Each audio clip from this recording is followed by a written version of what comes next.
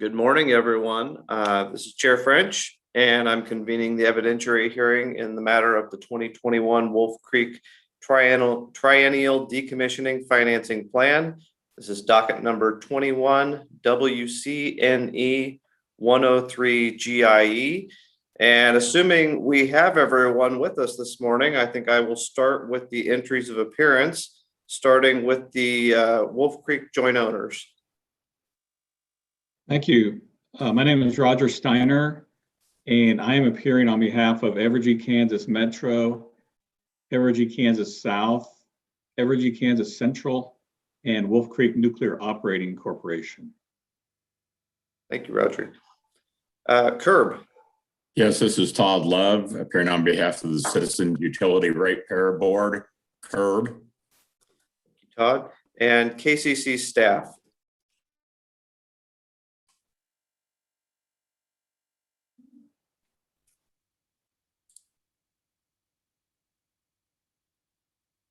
Carly, can you hear us?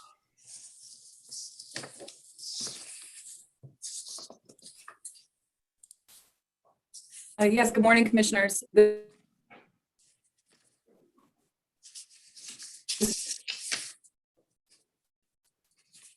little bit of difficulty, I think. I'm in the office, but it appears like my internet, it keeps telling me it's unstable. I can hear you. Can you hear me? We can hear you. You're a bit choppy. But yeah, I'm experiencing that also. I'm not sure if it's because I haven't been in the office in a little bit and my computer is just getting adjusted to the connection. Is it better now? It is better now. Okay. So going ahead with the entry of appearance, my name is Carly Massentine, and I am appearing on behalf of the commission staff and the public generally. Thank you, Carly. Does staff have a recommendation regarding notice? Yes. Staff recommends that notice was proper in this instance. On February 11th, 2021, the commission issued its order setting procedural schedule, which was served to the parties and designated this date and time for hearing. The certificate of service for the commission's order included the address on file for all parties. There have been subsequent communications between the parties and the pre-hearing officer regarding today's hearing. Staff notes that the parties appear today online and therefore recommends a finding that notice was proper and that the commission has jurisdiction to hear this matter at this time and place. Thank you. Are there any objections to notice? No. Hearing no objections, I will find that notice is proper and the commission has jurisdiction over this proceeding at this time and place. We will now turn to preliminary matters. And before we address the procedure for the hearing, I do understand we have a joint motion to approve a unanimous settlement agreement. Are there any other preliminary matters anyone wishes to raise at this time? Good morning, Chairman French. This is Susan Cunningham. I'm appearing today on behalf of KEPCO, and apologies when Mr. Steiner made the entry of appearance for the joint owners. I didn't hear him include KEPCO, but Mr. Steiner is appearing on behalf of KEPCO today as well, and just wanted that noted for the record. Thank you. Thank you for that clarification. You bet. Yeah, sorry about that, Susan. I was going to mention that in my opening, but I didn't enter an appearance formally. So thank you. Thank you. Any other preliminary matters? All right, hearing none, let's move to a short description of the procedure for the hearing. I understand the parties do wish to make brief opening statements. We will have the Wolf Creek joint owners go first, followed by CURB and then staff. We will follow that same order for presenting the witnesses. And since there's a unanimous settlement, there would be no need for cross-examination, but there would be an opportunity to respond to commissioner questions of your witnesses. I understand the parties indicated that they will likely not make closing statements. So with that, we will proceed to opening statements if the parties are ready, starting with the Wolf Creek joint owners. And I have here that Mr. Steiner will present for them. Yes, thank you. Just noting I get a notice that my internet connection is unstable too, so hopefully we can work through that. Thank you. You sound good so far, but we will let you know. Okay. My name is Roger Steiner. I'm an attorney for Evergy. My opening statement is on behalf of Evergy Kansas Metro, Evergy Kansas South, Evergy Kansas Central, Kansas Electric Power Cooperative, Inc., and Wolf Creek Nuclear Operating Corporation. Jason Humphrey will be appearing on behalf of Evergy, WCNE, and KEPCO. And I will refer to Evergy Kansas Metro, Evergy Kansas Central, Evergy Kansas South, and KEPCO as the joint owners in my opening. This docket is the 13th in a series of dockets over the last 30 years that review the Wolf Creek decommissioning studies. The purpose of this docket is to approve a decommissioning methodology. It's to determine a reasonable estimate of the Wolf Creek decommissioning costs and to set a cost escalation rate. These commission determinations are used to set the accrual levels of the decommissioning trust accounts of the joint owners to ensure that sufficient funds are collected from Kansas ratepayers to pay for the decommissioning of the Wolf Creek nuclear facility. In this case, WCNE and the joint owners filed their application on September 1st, 2020. That application contained 3 decommissioning estimates and a cost escalation rate. There's no dispute among the parties concerning the cost escalation rate or the decommissioning estimates. Briefly, the 3 decommissioning estimates are what's known as decon, and that's the removal and decontamination of all radioactive or contaminated structures at the plant shortly after plant operations stop. This method assumes that the spent fuel will be removed from the site and transferred to the Department of Energy at the time of decommissioning. Second is the decon alternative, and this is the same costs under the decon methodology and also includes the cost to maintain and operate a spent fuel storage facility on site for an extended period of time. The other methodology is called safe store, and that's where the unit is shut down and maintained in a condition that allows the nuclear facility to be safely stored and subsequently decontaminated, with the decommissioning completed within a 60-year time frame. Because of the cost of security and long-term maintenance over 60 years, this method is the most costly. Staff examined the application filed and examined the 3 estimates and determined the decon alternative should be used, since the decon estimate assumes that the Department of Energy at the time of decommissioning would transfer the Wolf Creek spent fuel to a DOE offsite storage facility. At the present time, DOE is not in a position to operate an offsite nuclear waste storage facility, so the decon alternative is the most reasonable option. The joint owners appreciate the staff's analysis, agree that the use of the decon alternative is appropriate. For this reasons, the joint owners entered into a unanimous stipulation with all parties and agreed the decon alternative should be used.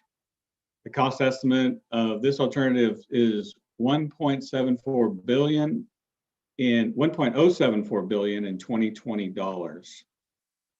Should this estimate be adopted by the commission, Evergy Kansas Metro, Evergy Kansas Central will use this estimate in the setting the level of their decommissioning trust funds. KEPCO would also use that estimate.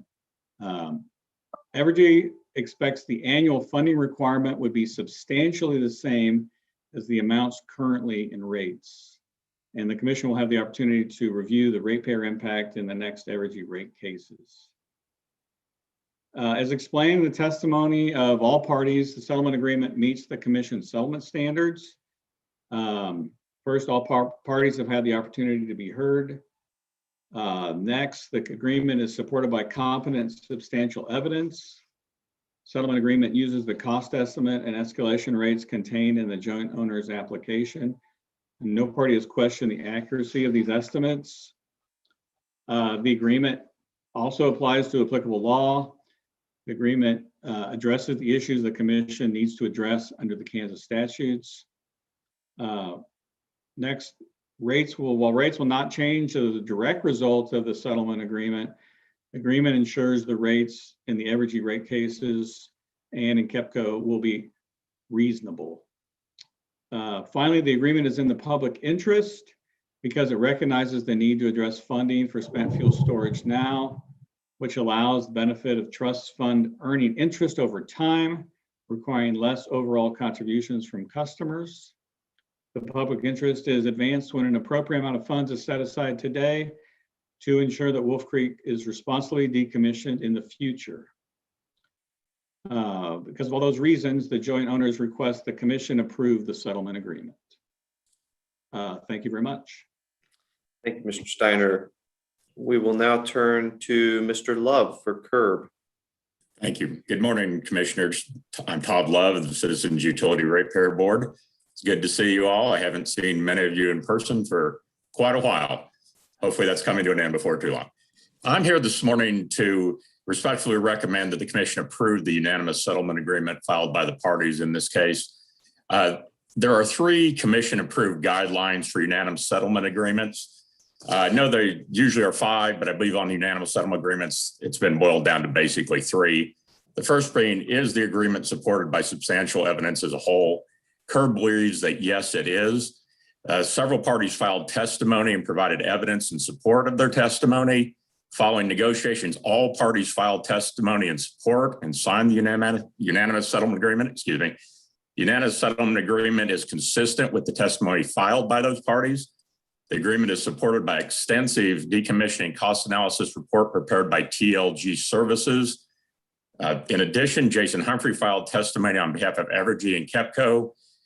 Adam Gatewood filed testimony for the KCC in regards to the escalation rates and accrual amounts.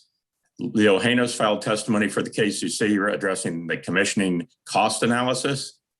The agreed upon decommissioning costs of $1,073,420,000 coincides with TLG Services estimates under the decon alternative methodology, and the agreed upon escalation rates align with those proposed by Mr. Humphrey. The second provision is, will the agreement result in just and reasonable rates? Again, CURB believes that yes, it will. The agreed upon decommissioning cost will be used by the utility owners in their future respective proposals for setting a funding level for their decommissioning trust accounts. These will be done in separate dockets from this particular docket. CURB believes the agreement will result in just and reasonable rates, and any rate impact will be based upon a reasonable and well-supported decommissioning cost element. The third tier are the results in the public interest. Again, yes, CURB believes they are. CURB believes this agreement is in the public interest. The agreed upon decommissioning cost and escalation rates will enable the cost of decommissioning Wolf Creek to be spread fairly across the generations of ratepayers who benefited from the operation of Wolf Creek. CURB simply requests the commission to adopt and approve the unanimous settlement agreement. And with that, I thank you. Thank you, Mr. Love. We will now turn to Carly Mazzantine for staff. And Carly, you are on mute. Sorry about that. Thank you. And I'm going to go ahead and share my screen here. I have a short PowerPoint just to sort of annotate the opening.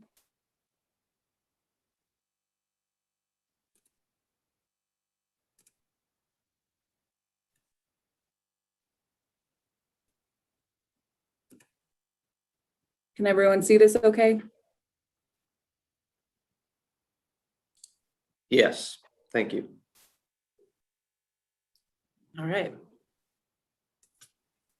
I'm not sure if anybody else at the office is getting the unstable internet notification, but just in case something happens, that is going on in the background. Well, good morning again, commissioners. Today, Evergy staff, KEPCO, Wolf Creek Nuclear Operating Corporation, and CURB are happy to present to you an agreement reached in the instant docket regarding the decommissioning of the Wolf Creek Generating Station.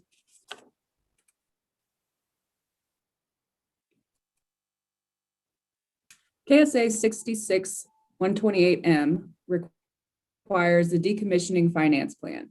And under KSA 66-128-0, the commission is required to review a decommissioning finance plan for any nuclear power generating facility in the state of Kansas at least every 5 years until the facility's closing.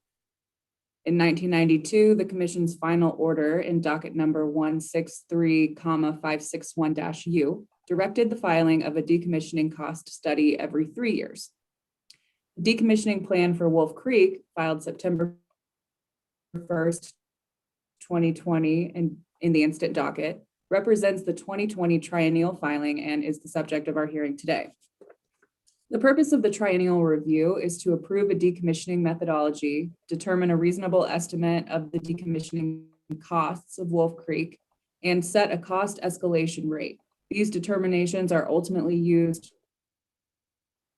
to assure sufficient funds are collected from Kansas ratepayers to pay. On February 22nd, 2021, the parties filed a unanimous settlement agreement in this docket, the terms of which are on the screen, and I will briefly overview now. First, the cost for decommissioning funding is agreed to be approximately $1 billion in 2020 dollars. This number will be used by the owner utilities, which are Evergy Kansas Metro, Evergy Kansas Central, and KEPCO, in their respective proposals for setting a funding level for each company's decommissioning trust account. And this will be done in individual future dockets. And secondly, the owner utilities have agreed to use the following escalation rates to escalate the 2020 decommissioning cost estimate to the appropriate dollar amount in the year that decommissioning costs will occur. And are 3.4% for labor, 1.8% for equipment and material, 2.6% for the electricity component of energy costs, and 1.6% for fuel cost, 5.8% for burial costs, and 5% for other costs.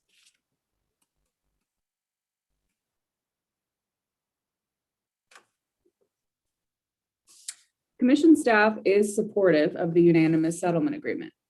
Going briefly through the 5-factor evaluation of settlement agreements, staff states, first, that each party has had the opportunity to be heard and no parties are opposed to the agreement.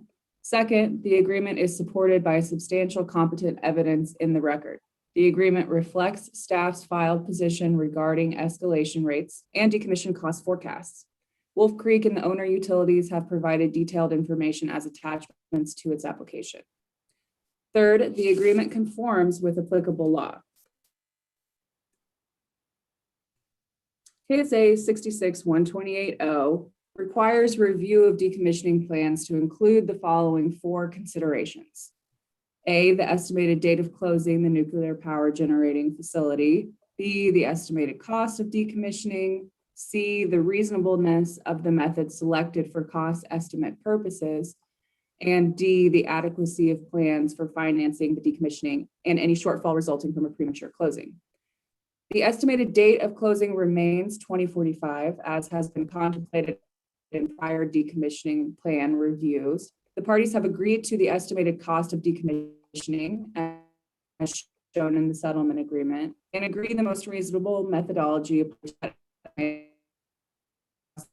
Staff believes the agreed upon decommissioning cost estimate paired with the agreed upon escalation rates ensure that Wolf Creek and the owner utilities have an adequate financing plan.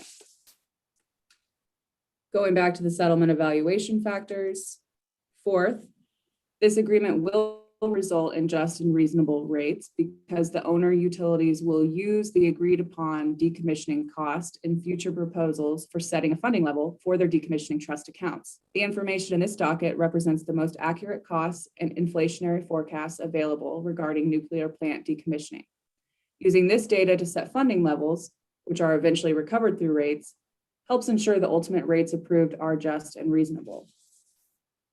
Fifth, and finally, the agreement is in the public interest because it benefits the public to ensure adequate funding for the decommissioning of Wolf Creek. It also benefits the public to develop a strategy that reflects the reality of on-site spent fuel storage. The Decon Alt methodology recognizes the need to address funding for storage of spent fuel and the need to begin funding that expense now so as to spread the costs associated with storing spent fuel across more generations of customers who benefit from Wolf Creek.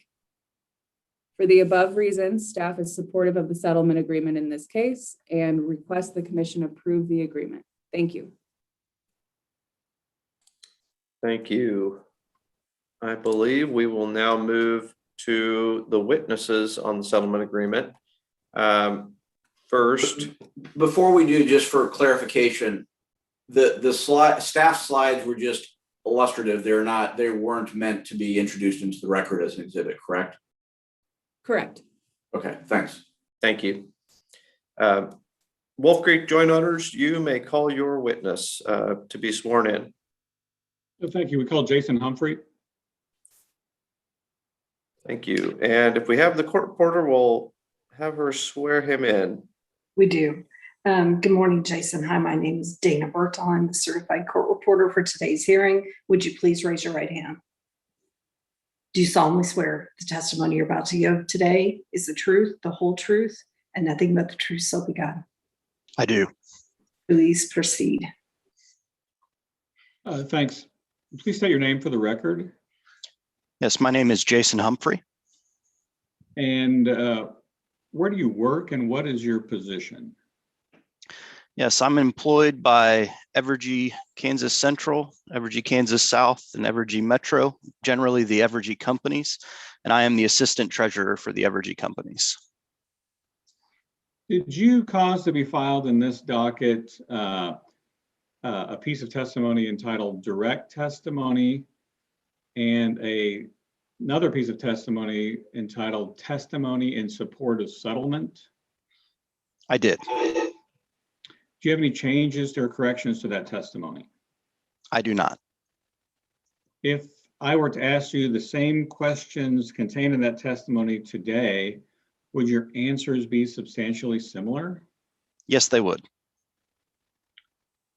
With that, I would offer the direct testimony of Jason Humphrey and the testimony in support of settlement of Jason Humphrey into the record and tender this witness for questions. Is there any objection? Hearing none, the referenced testimonies are admitted. And now I will turn to my fellow commissioners to see if they have questions for this witness, and I will start with Commissioner Duffy.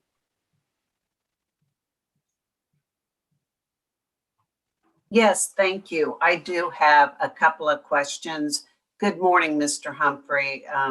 A pleasure to meet you. Mr. Humphrey, I'm looking at your testimony. It is attachment 3, page 4. And the question is, what is the decommissioning cost escalation rate that you are recommending? First of all, let me just say, I enjoyed reading the evidence in the docket submitted by TLG. It was really very informative, and it tells the story of Wolf Creek, but also what's going on in the nation. And it was very thorough and easy to understand at my simple level of knowledge. And so well put together. But the question is the decommissioning cost escalation, and you are now recommending something a little different than what's been done before. And you explain why, but if you could, in your own words, kind of embellish on that. Is this just you, or is this now a new practice in the industry? And pleasure to be here, Commissioner Duffy. The reason for the slight change from the previous kind of weighted blended average rate of escalation to the specific component rates we have today is really due to the amount of time that those escalation rates impact the cost. Previously, we had kind of assumed in these dockets that decommissioning would be substantially complete within essentially 5 years of retiring the plant. But given the DOE's position today, where it is unable to take the highly contaminated wastes, we do know that there is likely to be a period of time, which is reflected in the decon alternative method selected here, that these nuclear wastes will be stored on site. And so the escalation rates tend to be impactful for longer periods of time. And so we selected this method as recommended by TLG because it gives us the ability to project specific costs over that longer time period and make sure that the decommissioning trust is funded appropriately. So in the past, for example, under the labor costs, 3.4%. Before it was more of a blended and not isolated for each of the items, correct? That is correct. Okay, very good. Thank you. I do have a second question, and I will draw your attention to attachment 4, page 9 of 27. And here, let me just get to my question. We're talking about the committee, the investment, the trust investment committee, and how that is composed, and how they're selected. But how often do they meet? I mean, how do they practically work and complete their job responsibilities as it relates to the trust fund? Yeah, so the primary and day-to-day responsibility for the management committee at Evergy falls to a committee termed the MAC. And I think that stands for Management Administrative Committee. And that group meets 4 to 6 times a year. And kind of oversees the investment at a macro level, but also on a monthly basis. We receive statements from our investment managers as well as our trustees that allow us to keep tabs on these investments a little bit more regularly. Okay, so I'm assuming in the world of nuclear facilities, we're like everybody else, and everyone else has a similar set up in terms of a trust fund? That's correct. Okay, so the day-to-day management, it says, is the investment manager's responsibility. So in terms of determining the prudency of their actions, that is done at these periodic meetings, is that correct? Yeah, as I think it's part of attachment 4. There are investment policies that go with it that provide those overarching guidelines to the investment managers. And then they are, conducting trades and doing the day-to-day management of those funds within those guidelines. And then the MAC committee has the prudency review and the overall kind of philosophical investment strategy if those guidelines were to be changed. Okay. Are we measured against anything in terms of this trust fund, in terms of the performance? Is it measured against any performance level, so to speak? I think generally the different asset categories are measured against benchmarks kind of as set up in those investment policies. Given the highly critical nature of these investments, as well as the long duration, it's important for the company and the MAC to de-risk these where we can. So stable and predictable returns as set out in attachment 4 over the next few years is really what we're after. So these funds are there when Wolf Creek does eventually retire. So it's safe to assume nobody's investing in Bitcoin or... That's a solid assumption, yes. Okay. You're new to this position. So, your background has been at the plant and now you're the assistant treasurer and new to this position. was there anything as this testimony was being developed that concerned you or made you pause and wonder why things were as they were? I don't believe so. And I will note that I had about a half a year while Jim Gilligan, the former assistant treasurer of the Evergy companies, was on staff, that I got to work alongside him, coming up to speed with these, but there was nothing of particular concern as we developed this testimony, no. And had good expert witnesses with TLG, as well as our investment partners for these trusts. Okay, and if there was an issue with the trust, you are the contact person with representing the companies, is that correct? That is correct. Okay, all right, very good. Mr. Chairman, those are all the questions I have. Thank you, and thank you, Mr. Humphrey. Thank you, Commissioner. Thank you. Commissioner Keen, do you have any questions of this witness? Yes, I do. Thank you, Mr. Chairman. Good morning, Mr. Humphrey. Good morning, Commissioner. I think it would be helpful for purposes of this record, for this hearing, with all of those gathered here to participate in this hearing, if we could have a brief review of the history of this decommissioning plan. And toward that end, and given your succession to this position for Mr. Gilliam, I don't intend for this to be an unfair question of you, but I think it's helpful if we could put in perspective where we are now from where we came.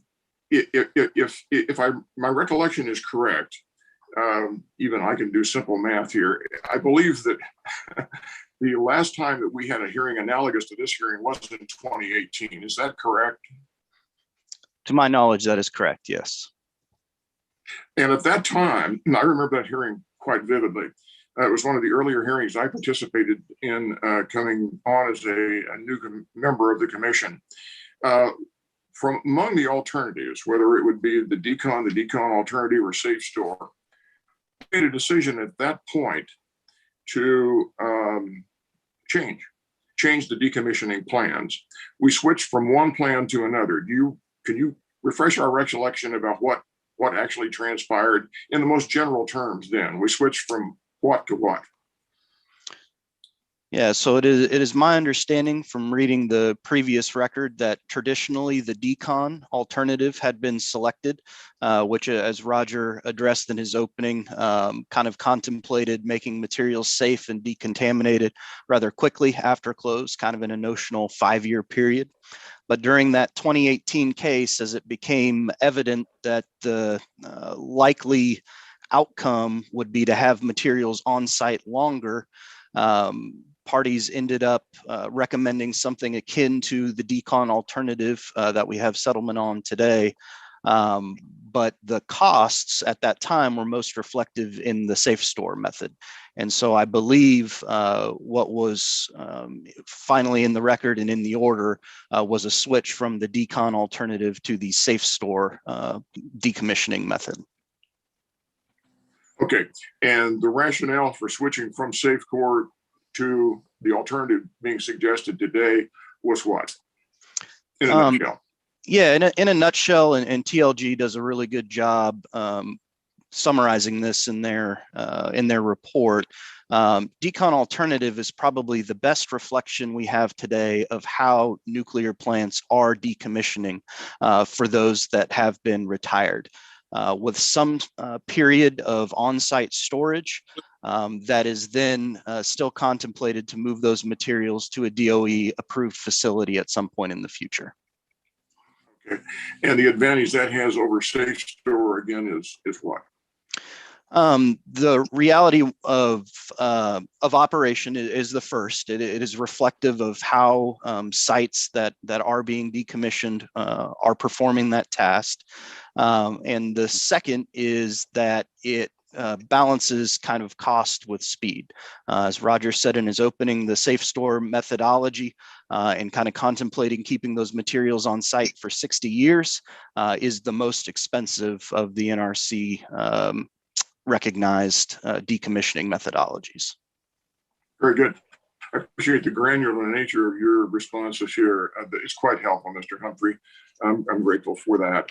But let me ask you this, and I'm going to say this somewhat rhetorically, because I believe Mr. Steiner alluded to it in his opening.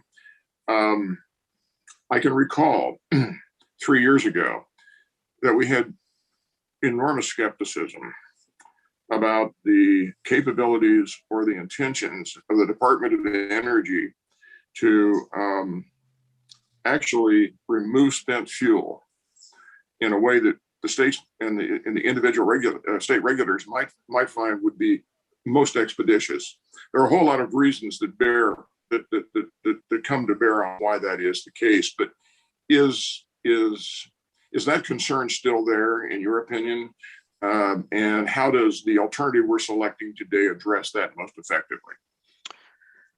Yeah, so first and foremost, I'd like to say that the joint owners continue to believe that the DOE needs to fulfill its legally mandated responsibility to take this fuel. But kind of in concert with the rest of the energy industry, Wolf Creek has been conducting in building the independent on-site storage facility, commonly called ISFACY facility there on site, which will allow dry cast storage at the Wolf Creek facility. And so the industry has taken steps towards kind of being prepared for either alternative.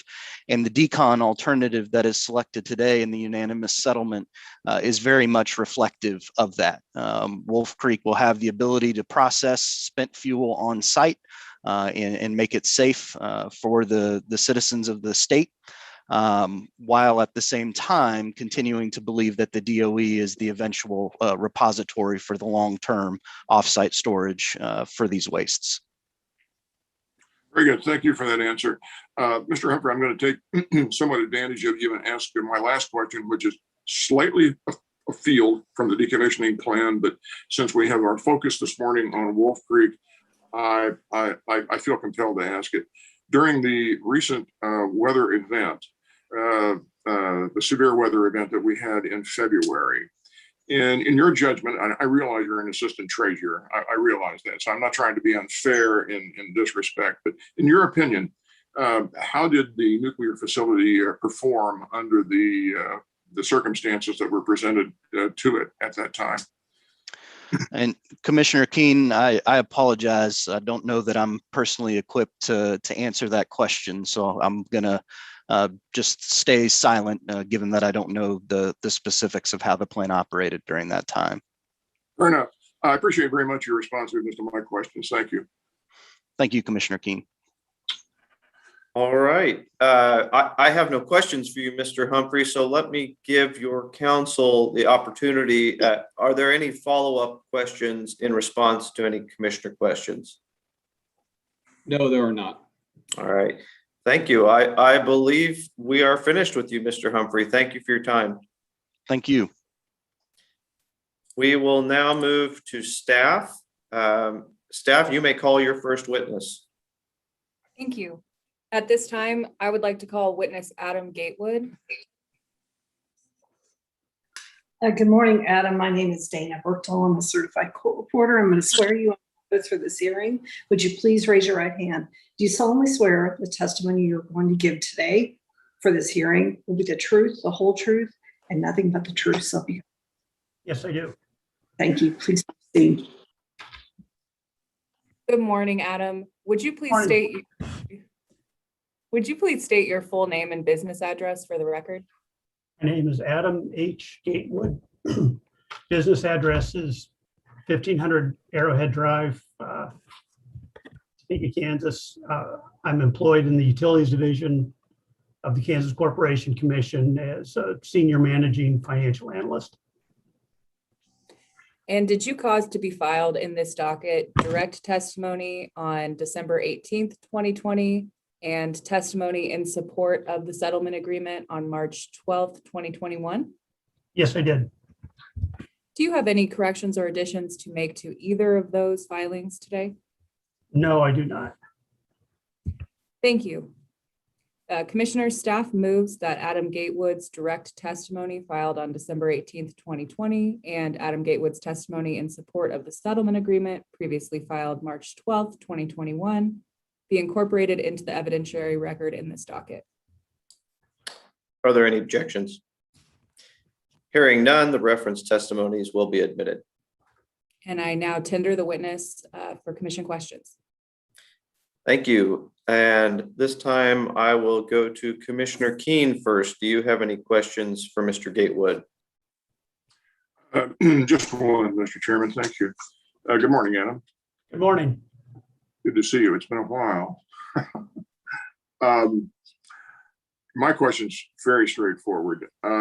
You have a dearth of experience in this area, and you're one of our lead staffers on all matters having to do with this issue. If you could just summarize, again, for the benefit of this record this morning, in a nutshell, if you would, in your opinion, what are the most compelling reasons why you believe the commission should adopt this settlement agreement? I believe the terms of this settlement agreement, we've agreed upon a methodology that I think, and Leo may expand on this further, it does reflect reality. It reflects what other plants that are being decommissioned are using as their process. Mr. Humphreys has included escalation rates that reflect the broad categories of those processes necessary to decommission the plant.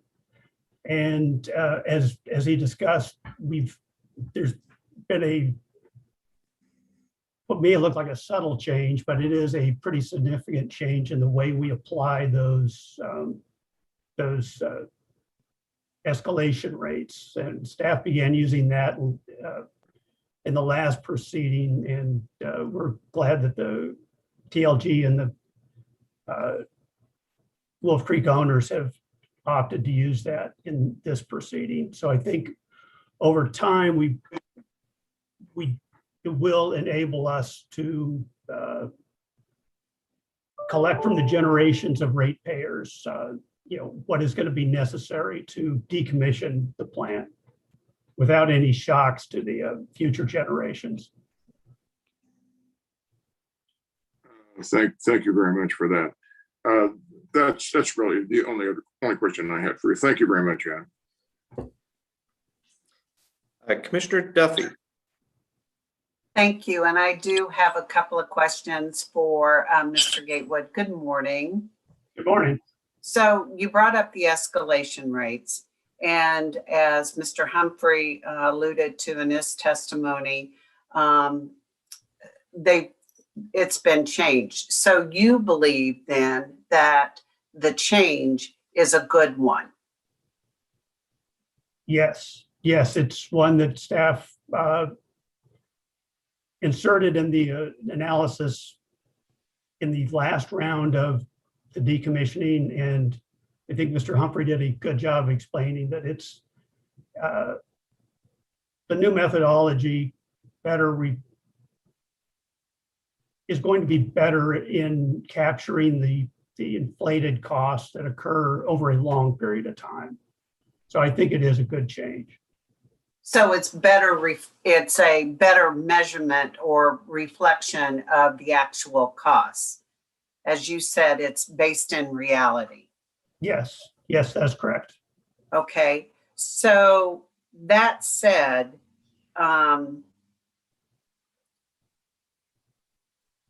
when we look at what is being charged to the ratepayer, in your testimony, it appears that the amount that every ratepayer is paying now for the decommissioning is not going to be altered, though.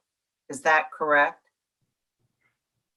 Yeah, that is correct. I did an analysis in this docket based upon the cash flows that are in table 3.1 of the decommissioning cost study. And based on that specific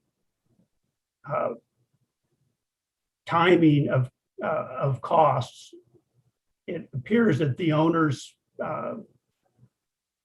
portfolio balances are sufficient at the current level of annual accrual. That is, at least at this point in time, it doesn't appear that there needs to be an increase for two of the three owners, and KEPCO was a minor increase.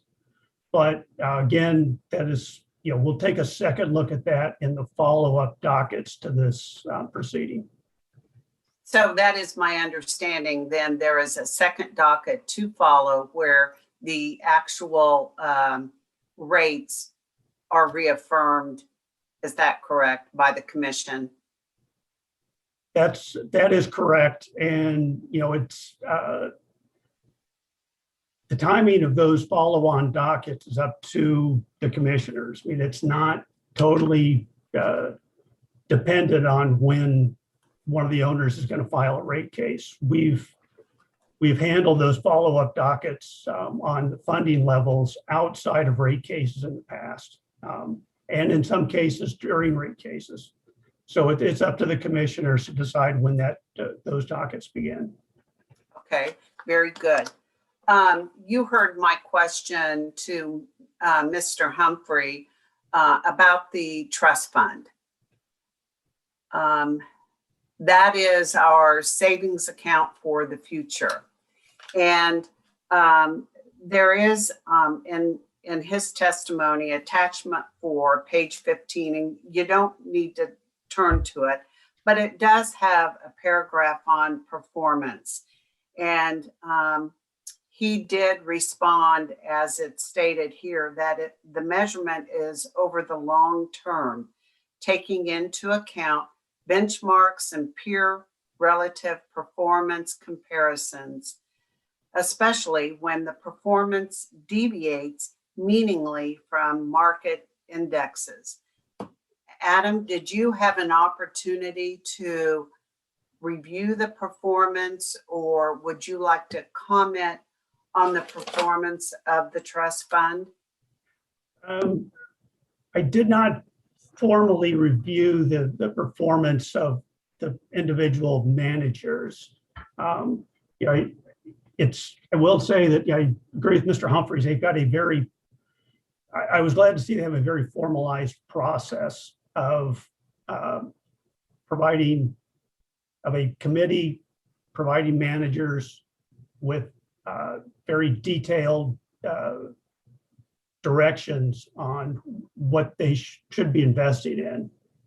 And that's what those portfolio managers will be measured on.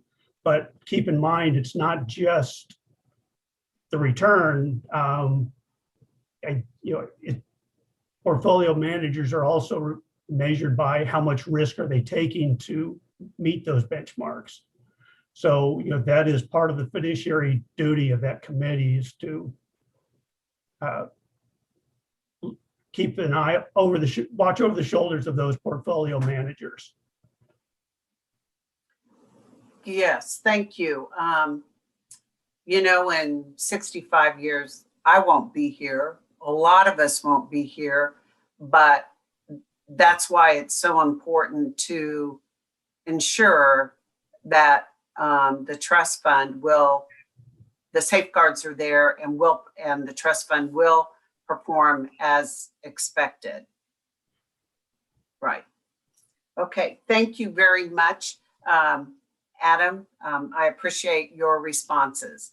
That's all from me, Mr. Chairman. Thank you, Commissioner Duffy. Thank you. let's see, I did have one question for you, Adam, but I believe you answered it in the course of answering Commissioner Duffy's questions, but let me just confirm that I got it. I noticed in your direct testimony that you did take issue with a couple of the annual accruals. I think for Evergy, Kansas South, there was a minor discrepancy, and then for KEPCO, you had a specific recommendation. My understanding is that you are saying, look, this docket is to establish the decommissioning costs specifically and the escalation costs. We don't need to address those issues in this docket. Is that correct? That is correct, Chair French. I took a look at the annual accrual issue primarily because of the changes that have occurred in the decommissioning methodologies over the past few years. And I just wanted to get 90% of the information necessary for the calculation was there. And I want to get an idea of, are we looking at a large change or not? And it doesn't appear so. And I guess that would be my only follow-on question. If I understood you correctly, it sounded like it would be up to the commission to open another docket if we wanted to address those accrual levels. But I did note that, for instance, for KEPCO, the difference between what you recommended and what they are accruing is quite small, maybe $6,000 a year. And so I guess in your opinion, is that material enough to have a follow-on proceeding to address those types of differences?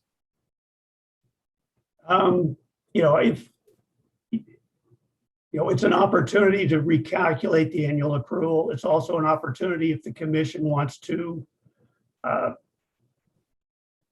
close review of other issues associated with managing the portfolios. I think if you did open up a docket, they could be handled. Those dockets would be handled very quickly. If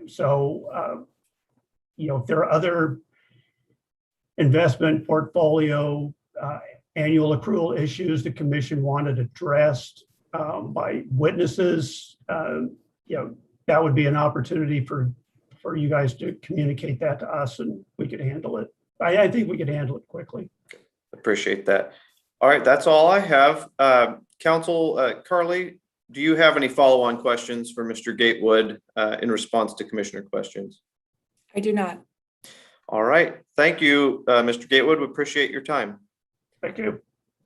Ms. Massentine, you may call your next witness. Okay, thank you.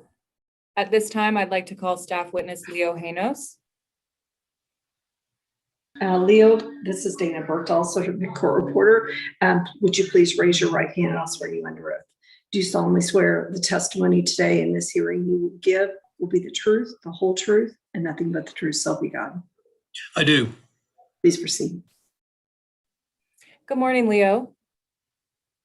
Would you please state your full name and business address for the record? My name is Leo M. Haynes. My business address is 1500 Southwest Arrowhead Drive, Topeka, Kansas. Thank you. Did you cause to be filed in this docket direct testimony on December 18th, 2020 and testimony in support of the settlement agreement on March 12th, 2021? Yes, I did.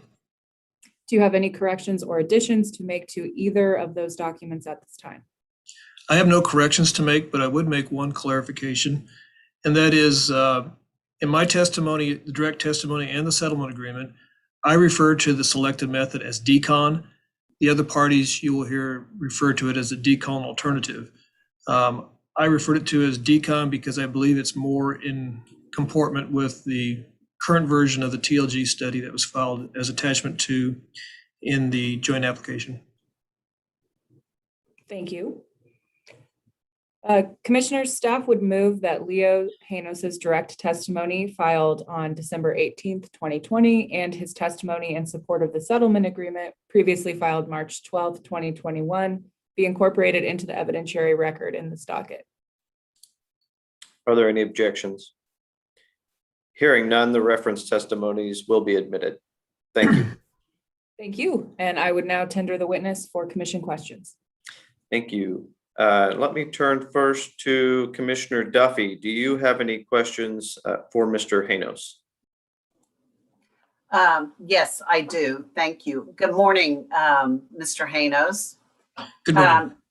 Your clarification did resolve one of my questions. I just saw where one time you referred to it as the decon alternative and the others as decon. So I wondered why, and I thank you for explaining that.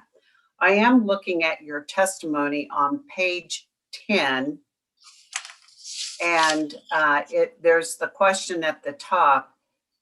Will the ISFSI, and I'm not really comfortable with IFSI, however, ISFSI, seriously, somebody could have done a better job on an acronym.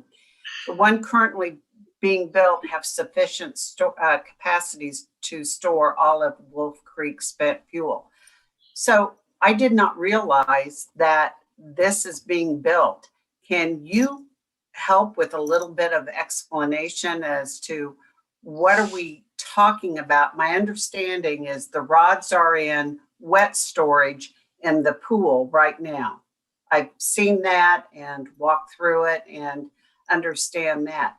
Where is this being built? How, and just describe that, please. I'll do my best. I'm not totally familiar with it. I know that it's been contemplated to build an interim spent fuel storage installation since the early, say, 2012, in that time period. I believe it will become operational this year, as a matter of fact. So they are building the first part of it.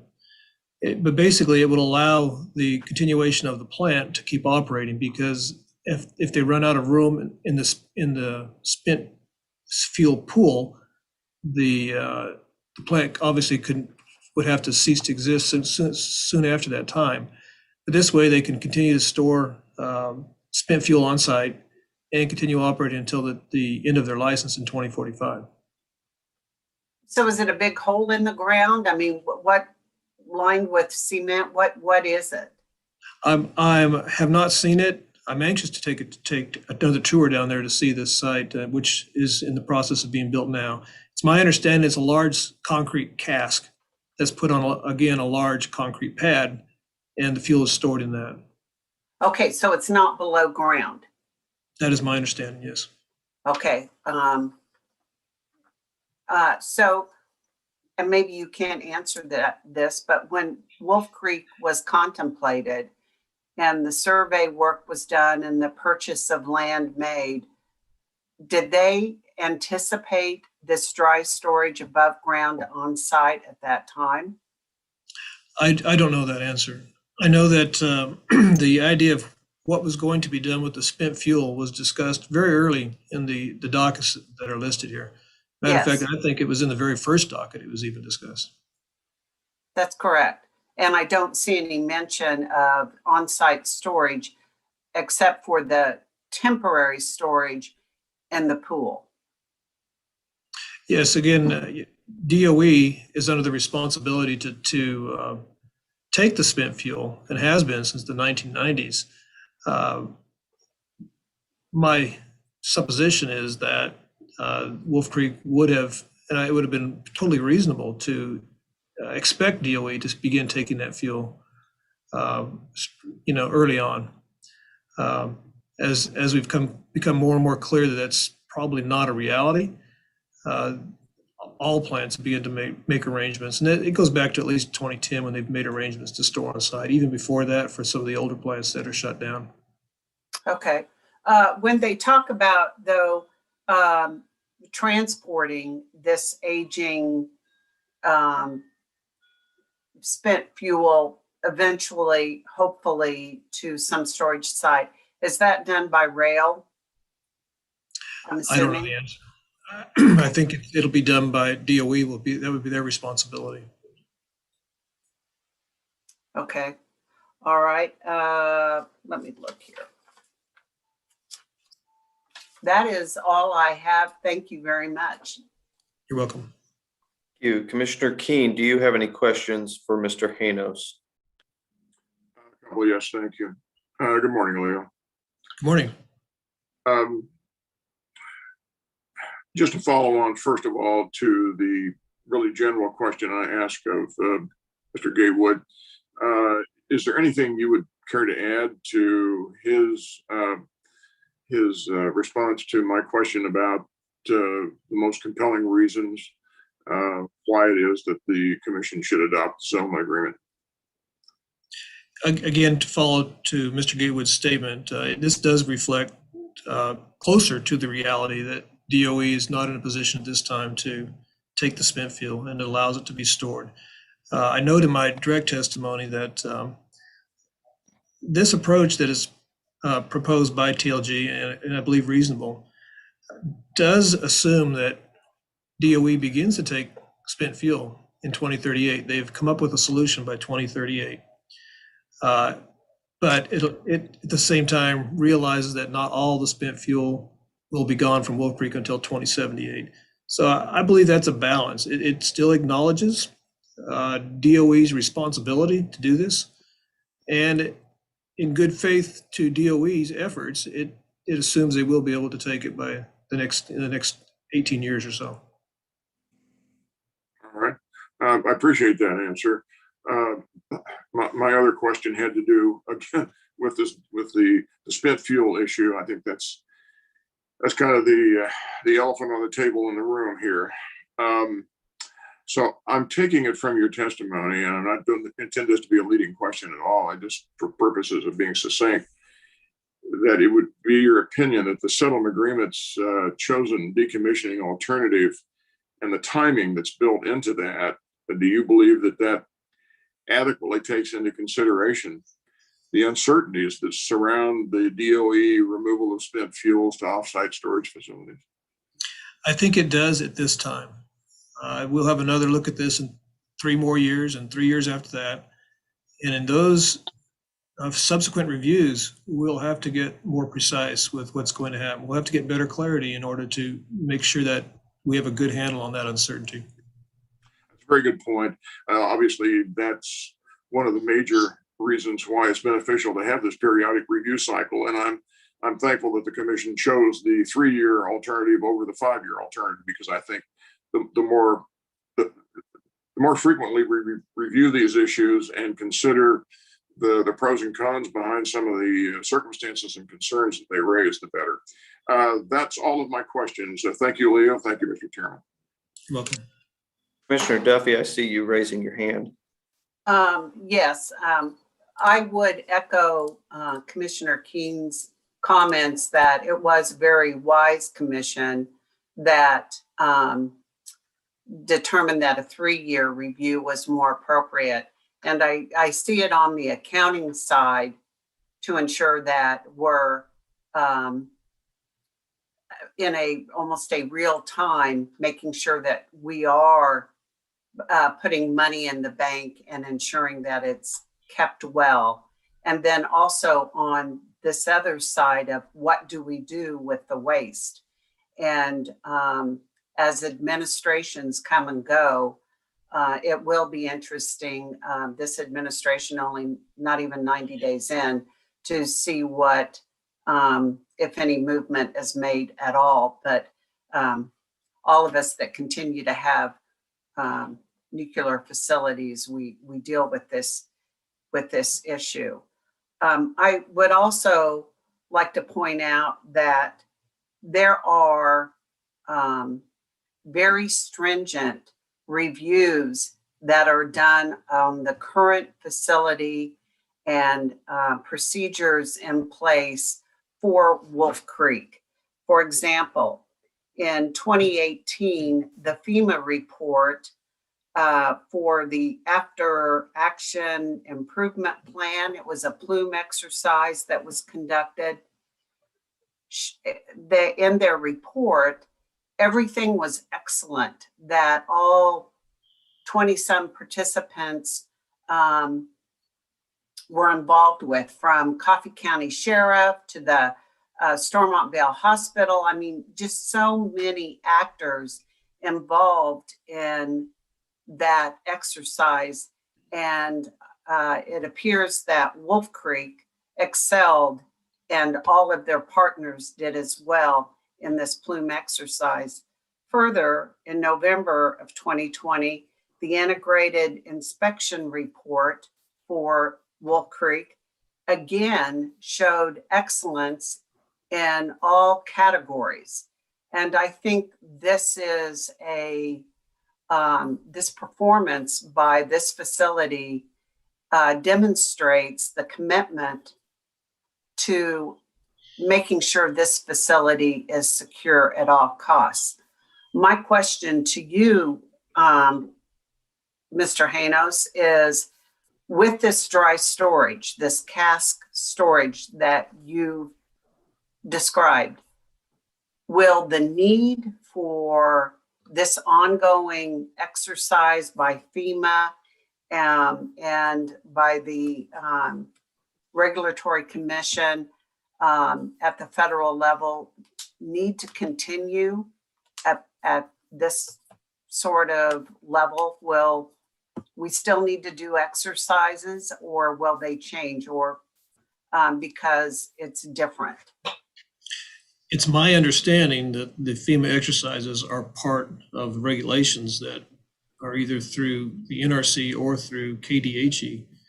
So I don't expect them to change at all. And of course, the idea of interim storage of spent fuel is nothing really new. There's definitely a track record across the nation of how to build and handle these facilities with the same type of safety or regard for safety that there is for the rest of the nuclear plant. So I would assume these same type of practices or drills will continue, that because of the fact it's just a preparedness if something did go wrong. But it shouldn't affect the safety of the unit in any way to have spent fuel stored there any more than it is today. Thank you. So I tip my hat to Wolf Creek management and all the partners that protect Wolf Creek and participate in these exercises for continuing to show the excellence they do when the drills occur. In my further reading, it's my understanding this doesn't happen at every nuclear site, and we are exceptional. So that was good to learn, and I think it's an opportunity every 3 years for us to look at these exercises that have occurred and bring them to light as well to assure the public that we are exceeding and meeting the A-level grade. Thank you.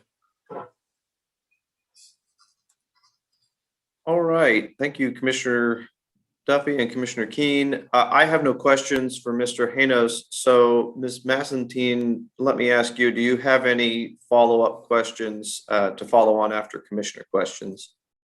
I do not. All right. Thank you. Well, Mr. Haynes, I believe you may step down from the virtual witness stand at your leisure.